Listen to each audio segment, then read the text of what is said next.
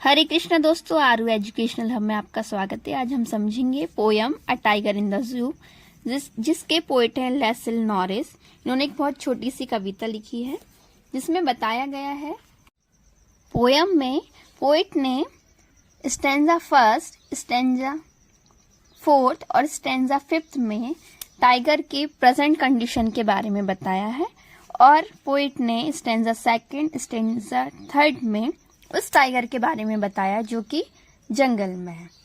He stalks in his vivid stripes the few steps of his cage on pads of velvet quiet in his quiet rage। चमकीला धारियों वाला बाघ, आप सभी ने बाघ देखा होगा, येलो और रेड कलर के उसमें निशान होते हैं, उस तरीके का बाघ होता है। कुछ कदम चल रहा है अपने पिंजरे में, अपने छोटे से पिंजरे में, क्योंकि पिंजरा बहुत छोटा ही होता है।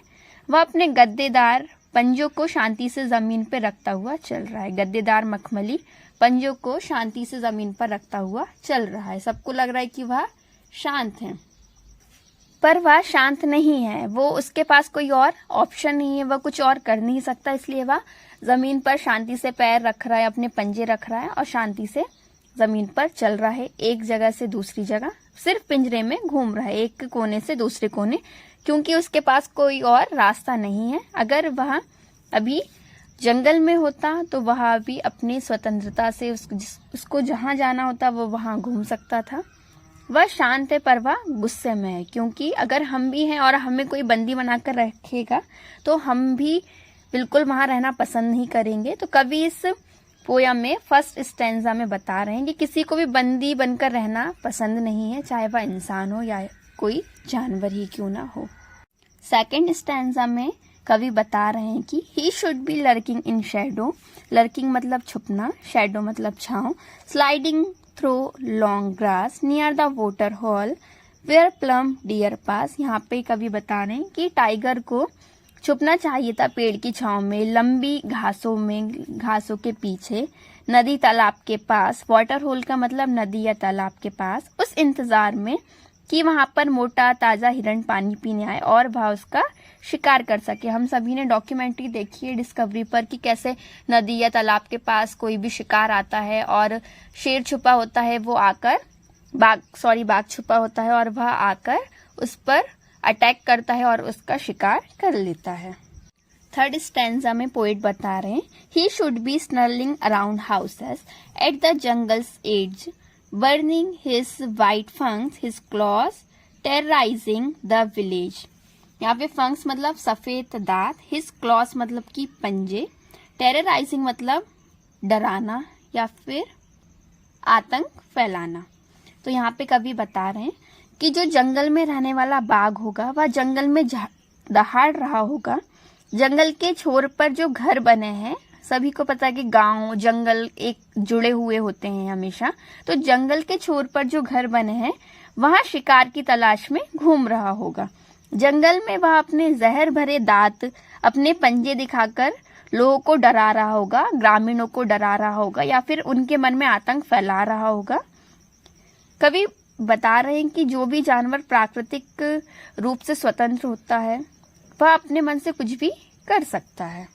तो जो जंगल में रहने वाला बाघ है वो इस तरीके की क्रियाएं कर रहा होगा, क्योंकि वह किसी ने उसको बंद करके नहीं रखा है, किसी के वो कब्जे में नहीं, वह स्वतंत्र अपने मन से अपनी इच्छा अनुसार वह कुछ भी कर सकता है। जैसा कि मैंने पहले ही बताया था, फोर्थ और फिफ्थ स्टैंजा में पोएट टाइगर की प्रेजेंट कंडीशन बता रहे हैं। तो फोर्थ स्टैंजा में बता रहे हैं but he looked in a concrete cell, his strength behind bars, stalking the length of his cage, ignoring visitors. इस स्टैंजा में बता रहे हैं पोएट कि जो चिड़ियाघर में रह रहा है बाघ, वह सीमेंट की बनी पक्की दीवारों से बने पिंजरे में कैद है। अब उसकी जो ताकत है वह पिंजरे में रहकर ही खत्म हो जाएगी। बाघ कितना शक्तिशाली होता है, ताकतवर होता है, पर वह तो केज में बंद है, इसलिए उसकी जो शक्तियां हैं वो केज के अंदर ही सीमित रह जाएगी। अब उसकी शक्तियां किसी भी काम की नहीं है, उसमें जितनी भी ताकत है वो किसी काम की नहीं, क्योंकि वह कुछ कर ही नहीं सकता, वो चार दीवारियों में बंद है और उसकी शक्तियां पिंजरे में रहकर ही खत्म हो जाएगी। वह पिंजरे में ही घूमता है, वह इतना ज्यादा थक जाता है या फिर इतना ज्यादा उदास लगता है कि वह चिड़ियाघर में आने वाले लोगों को भी नहीं देखता है। अगर हमारा मन किसी कार्य को करने का नहीं हो तो हम भी इसी तरीके के हो जाएंगे, किसी चीज़ में इंटरेस्ट ही नहीं लेंगे। किसी को भी किसी की कैद में रहना पसंद नहीं, चाहे वह इंसान हो या फिर वो जानवर क्यों ना हो। बाघ इतना ताकतवर होने के बाद भी किसी काम की उसकी शक्तियाँ नहीं है, वह कुछ भी नहीं कर सकता है। लास्ट एंड फिफ्थ स्टैंजा में पोएट बता रहे हैं, he hears the last voice at night, the patrolling cars and stars with his brilliant I at the brilliant stars. Patrolling मतलब क्या होता है? चौकीदारी करना। इस स्टैंजा में कवि बता रहे हैं कि चिड़ियाघर में रहकर बाघ के बारे में ये बोल सकते हैं कि वह अपनी सारी ताकतें, सारी गतिविधियाँ, सारी एक्टिविटी वो भूल चुका है। वह रात में चौकीदारी की आखिरी आवाज़ें सुनता है और जो पेट्रोलिंग कर रही गाड़ियां हैं उनकी आवाज़ें सुनता है। अपनी चमकती आंखों से चमकते हुए सितारों को निहारता है। इसके अलावा वह कुछ नहीं करता। उसके सारे दिन की एक्टिविटी एक ही होती है, उठना, लोगों को देखना, लोगों को इग्नोर करना, लोग उसे देख रहे हैं, खुश हो रहे हैं, वह कुछ भी नहीं कर सकता। वो सिर्फ उनको या तो देख सकता है या उनको इग्नोर कर सकता है। शाम होती है, रात होती है, उसको चौकीदारों की आवाज़ सुनना है।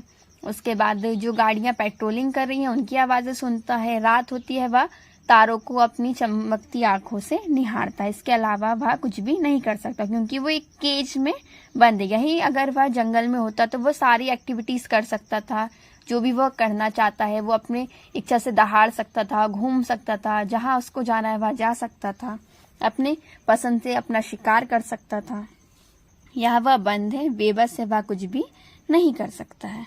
इस कविता के माध्यम से हमें यह संदेश मिलता है कि जंगली जानवरों को उनके प्राकृतिक परिवेश यानी कि जंगल में ही रहने दिया जाना चाहिए।